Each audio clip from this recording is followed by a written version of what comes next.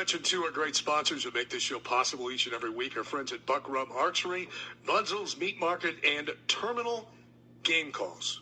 You love Terminal Game Calls, don't you, Wayne? Yes, Terminal Game Calls. Zach and his he's got Pat Reed runs it around here in Wisconsin, and they do a great job. They've been setting us up as of last year, but they also do duck calls. We're into wood duck calls. They're doing mallards. He's putting them together. Zach's working hard. He's a Western Pennsylvania guy. So back to my Pirate days. I didn't know him when I played in Pittsburgh, but I had a little connection there. But very good people, great to work with, and they're going to bend over backwards. So hopefully these game calls can help us. And they've gotten into some of those Sportsman's Channel, those TV shows. I believe Wallhanger TV. There's a lot of these big time shows now that are actually doing terminal calls, and Zach is getting pretty big. Yeah, and they've got a variety of them, which was one of the things that I was curious about for this year. Because you've got the pot call where you're actually scratching slate. on it. Yeah, I got the slate. And a lot of people are a mouth call kind of guy. And I'm like, I'm going to have to just practice for like months before I even get out there. Because otherwise they're going to know. My father-in-law, and I've gone turkey hunting, as you guys know, several times. And my father-in-law he's not quite at the master level, but he's tremendous calling turkeys. And to be in a blind with someone that's really, really good, and to see a turkey and then to hear that call and have that turkey stop, acknowledge, turn, and then come towards where that call is being made from, that's a work of art. That's a thing of beauty. It's amazing. It really is, isn't it? It is. Yeah. It really is. And you don't really know it until you see it. You try to imitate. I try to listen to those people, the good people, and I try to make those sounds similar. And then all of a sudden, if I scratch wrong or something and you actually get that bird to stop or leave, you know you screwed up. But all of a sudden, if that fan goes up and you start putting or and all of a sudden, it's an amazing thing. And I go back to even when you grunt or you're bringing in a deer too. Yeah. When you can manipulate the pattern of life of a wild animal, that's something amazing. Yeah, it's truly an art form. You know, I remembered last year, I had 2 years ago, I had successfully called in a buck. I was like, I don't know what I did, but I did it right? So then I wanted to spend some time. Finally. I don't know what I did. Yeah, I wanted to spend some time, and I'm watching all these YouTube videos, and it's like same goes for turkey calling.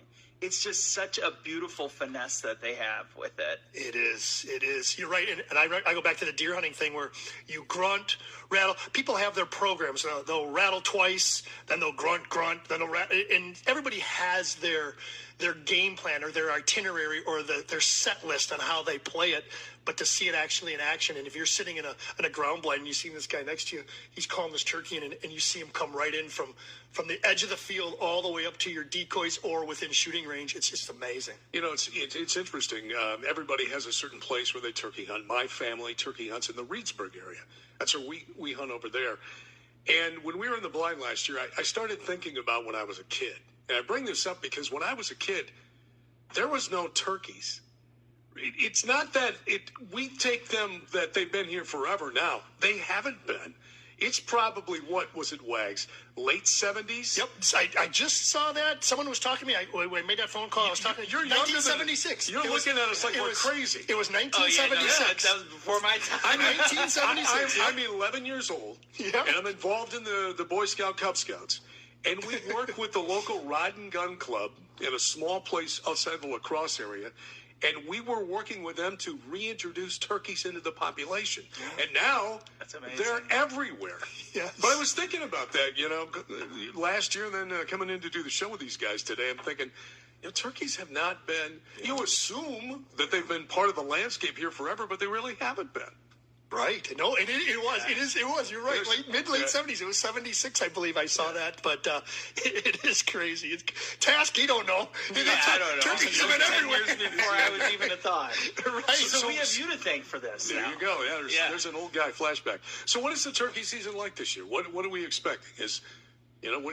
What are we hearing out there? Well, I haven't really looked into it much. I mean, like I said, you said you just moved, and we're trying to do that too. So I've been just taking on projects. I'm just trying to find my wife's gun. That's what I'm trying to find my wife's gun. So I haven't really heard anything, but I mean, I'm seeing a ton of them. Yeah. So what's it like up by you? I know you've got a good. It is. It's really.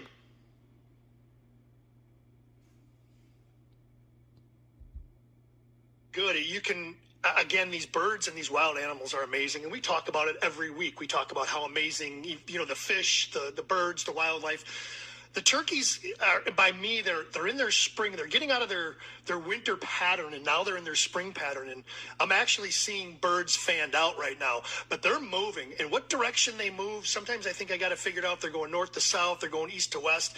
They just move, but that same pattern is pretty much everything. They're moving into the pattern where I have a lot of success up by my area in the very first 2 seasons, the first 2 or 3 seasons. Mm-hmm. Very, very predictable, very pattern following. Come to my seasons 4, 5, and 6 in my area when they're heading up. It's a tougher hunt. I've always wanted to, so I bought an over-the-counter tag for a late season to play that game, because as I see these turkeys, these flocks, whether they're in bachelor parties, whether the jakes are all together, they're all moving, and they're all moving together in their clusters. So they are moving, like we said. I know they're going to be there in the beginning, coming up here pretty soon.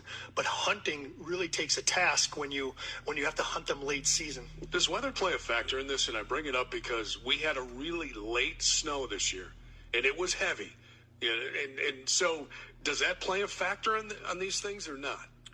In my opinion, no. I don't think it does. I'm just thinking about food and availability and that type of stuff. Yeah, if it was a heavy cold, like a cold freezing, because I already frost seeded some of my food plots.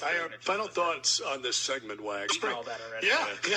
But that snow came and gone. It's gone. So I don't know what your thought is on that. I would think that they would be all right. I mean, they've been able to nurse themselves throughout the winter. Yeah. And they're able to find that stuff. I mean, they're sitting up in the trees and they're able to, get at a lot of different things that, when you think about deer population, I mean, they're forced to just work through snow cover and all that. Correct. They've got it a little bit easier, and they've got a couple different advantages. Final thoughts on this segment, Wags, and you kind of alluded to it. Maybe we glossed over it, so I want to go back again. The over-the-counter stuff. Are you a fan of that? Not a fan of that? Where you can go in and buy the bonus tags?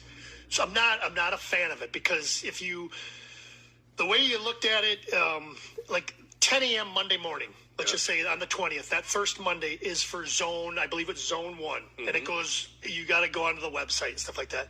Me being an older guy, Task can work his computer and his handheld devices. Wait a minute. I'm not IT literate. I just need to hire somebody. Have your daughter do it. Here we go. I was going to say, have your daughter do it. So as I say all the time when people say hire someone or just buy it, I go, turn my baseball card over, and you'll understand why I have to learn it myself. But what about the guy? You mentioned December 10th, right? Yeah.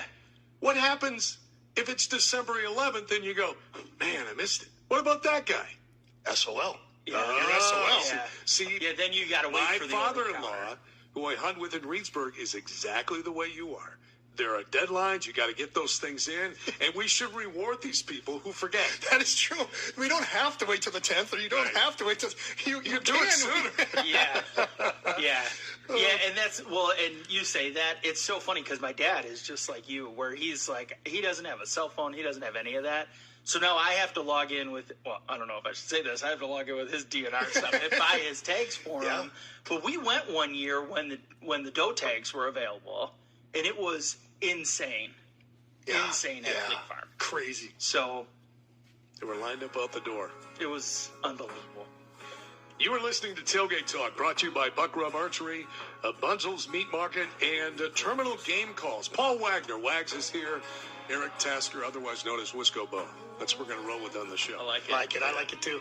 I'm Tim Scott, Phil again. Hey, when we come back, there's a transition going on up north with the ATV trails and the snowmobile trails, and it might be causing a few people some headaches. Is that a good way to put it, Wags? That is the way to do it. I've got some harassing phone calls. All right, we'll dive into that as we continue. Glad to have you with us this morning here. It's Tailgate Talk on 97.3 The Game.